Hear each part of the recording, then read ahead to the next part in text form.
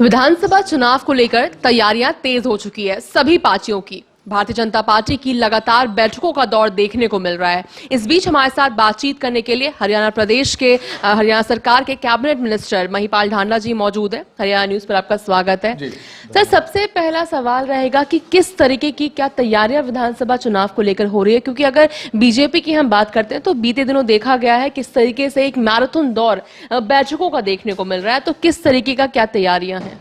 देखिए, हरियाणा सरकार ने 10 साल में कौन सी ऐसी उपलब्धियां हासिल की है उसके बारे में अपने कार्यकर्ताओं के हम लोग कैडर बेस है, तो अपने कैडर को हम लोग कैसे काम पे लगाए उसके लिए, और तीसरी बार हरियाणा में सरकार बनाने जा रहे हैं तो उसके लिए हमें अपनी कुछ ज़मीनी काम देखने होते करने होते, उसके लिए मैराथन मैटक लगातार चल ही रही है और वो चलती भी रहनी चाहिए किसी भी ऐसे राजनीतिक दल में जो एक विचार को लेके काम करता हो। सर, बजट को लेकर अगर बात कर लिया जाए तो अभी देखा गया है किस तरीके से किसानों की नाराजगी कहीं ना कहीं देखने को मिली है। एमएसपी की गारंटी को लेकर लगातार मांग किया जा रहा था। वहीं आज सुप्रीम कोर्ट का एक फैसला भी आया है, सुरक्षित कर दिया गया है 12 अगस्त तक बॉर्डर को, शंभू बॉर्डर को। तो किस तरीके से देखते हैं, क्या ये जो नाराजगी है किसानों की, क्या विधानसभा चुनाव में इसका एक नेगेटिव असर नहीं रहेगा? मैं आपसे एक निवेदन करना चाहता हूँ। ये समस्या पंजाब के किसान की, हरियाणा के किसान की। पंजाब के किसान की समस्या पंजाब सरकार के लोगों से पूछना चाहिए कि भाई तुम अपने प्रदेश के किसानों को ये सुविधाएं उपलब्ध क्यों नहीं करा रहे। अगर उनके बस की बात नहीं तो छोड़ो, भारतीय जनता पार्टी की सरकार बनने दो, हम करके दिखाएंगे आपको। हमने हरियाणा में करके दिखाया। आदरणीय मनोहर लाल जी ने इस तरह की योजनाएं बनाई कि आज हम लोग 14 फसलें एमएसपी पे खरीद रहे हैं। तुम क्यों नहीं खरीद रहे इतनी फसलें एमएसपी पे? जब केंद्र ने एमएसपी तय करके दे दिया तो आप भी खरीद लो, कौन रोक रहा है? अब आगे तो स्टेट गवर्नमेंट का काम है कि भाई फसलें खरीदना है, हर स्टेट का कोटा है बाकायदा सेंटर में, आप अपनी फसलें खरीदो ना एमएसपी पे।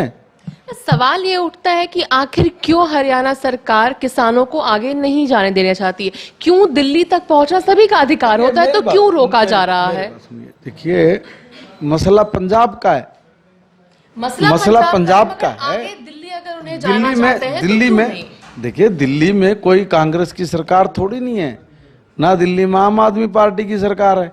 भाई तुम्हारी सरकार वहां पे, तुम अपना मामला अपने किसानों का वहां पे सुलटाओ ना। हमारे यहाँ क्यों आप बिना बात लट्ठम पेल करा रहे हो? हमारा भी भाईचारा खराब कराने लग रहे। भाई एक बात बताओ ना, समस्या किसान की पंजाब की, कि पंजाब का किसान बेचारा मर रहा है, उसकी परवाह करने की बजाय राजनीति करोगे क्या? भाई उसकी समस्या का समाधान करो। हमारे यहाँ हरियाणा में एजिटेशन किया मेरे किसान भाइयों ने, अपनी बात मनवाई, हमने मानी। हमें लगा कि भाई हमारे किसान भाई दुखी हो रहे हैं, हम अपनी बात मानेंगे। उन्होंने कहा भाई हमारी फसल खरीदो, हमने खरीदी, एमएसपी खरीदो। 100-200 रुपये कम बत्ती छोड़ दो, नहीं तो हमने लगभग हर फसल एमएसपी पे खरीद ली। हमने भी तो व्यवस्था करी है ना, आप व्यवस्था करके दो। ऐसे नहीं करो कि भाई जाओ दिल्ली, बेचो दिल्ली। अरे अपनी असफलताओं को आप लोग ढक क्यों रहे हो? दूसरे के ऊपर क्यों ठिकरा फोड़ रहे हो? भाई किसान की, पंजाब के किसान की समस्या को पंजाब की सरकार क्यों नहीं सॉर्ट आउट कर रही? क्यों उनको दिल्ली आना पड़ रहा है? ये लोग भाग रहे हैं अपनी जिम्मेवारियों से, और जिम्मेवारियों से भागे हुए लोग कभी भी प्रदेश को तरक्की के रास्ते पे नहीं लेके जा सकते। और मैं किसान भाइयों से निवेदन करूंगा, मेरे हरियाणा का किसान बहुत समझदार किसान है, हमारा अपना भाई है। हमारे से अगर कोई चूक रही है, हमारे से अगर कोई बात हुई है तो हम उसके लिए तो जिम्मेवार, हम उसको दूर करेंगे। और हमने दूर भी करी है, हमने सीरियसली काम किया है। तो हमने जब काम किया तो वो लोग भी करें, उनकी बात को बताओ। आप लोग भी हमारे साथ जोड़ रहे हो कि जिसका विधानसभा में क्या नुकसान होगा जी। अब हमारे किसान की समस्या नहीं, हमें क्यों नुकसान होगा?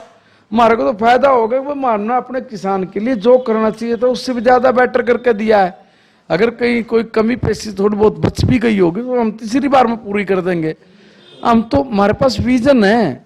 अब कांग्रेस ने कभी भी सरकार में रहते हुए किसान की एक समस्या का निराकरण कराया। एक, आपके चैनल पे सब लोगों को मैं चैलेंज करके कह रहा हूं, एक समस्या का समाधान कराओ। एक भी समस्या को उनको पता हो। आपने एक जिक्र उदाहरण किया देकर बात आपने जिक्र किया कि तीसरी बार जब सरकार में आएंगे तो जो जो परेशानियां और है उन्हें भी सुलझाया जाएगा, जो साथ ही किसान भाई जी बताएगा जी हम लोग उस समस्या का भी समाधान करेंगे। तो इसका एक सवाल है कि किस तरीके से दीपेंद्र सिंह हुड्डा, अगर कांग्रेस की हम बात करते हैं तो 15 सवाल लेकर वो यात्राएं कर रहे हैं। उनका कहना है कि इस बार 70 का लक्ष्य लेकर वो चल रहे हैं इस बार। साथ ही उन्होंने कहा है कि लोकसभा में आधा हुए हैं, विधानसभा में साफ हो जाएंगे। किस तरीके से देखते हैं? एक और कहा जा रहा है कि करीब कई आवेदन उनके पास आए हैं, इतने आवेदन आए हैं कि जो डेट है उसे एक्सटेंड करना पड़ गया। तो किस तरीके की उनकी तैयारियों को आप देखते हैं? ठीक है, मैं एक बात कहना चाह रहा हूं, हिसाब मांग रहे हैं, कौन मांग रहे हैं भाई? वो एक कहावत नहीं है, बोले छाछ तो बोले छलनी भी बोले, जिसमें 1000 छेद हो। आप हमसे हिसाब मांग रहे हो, हमने तो सब काम कर दिया।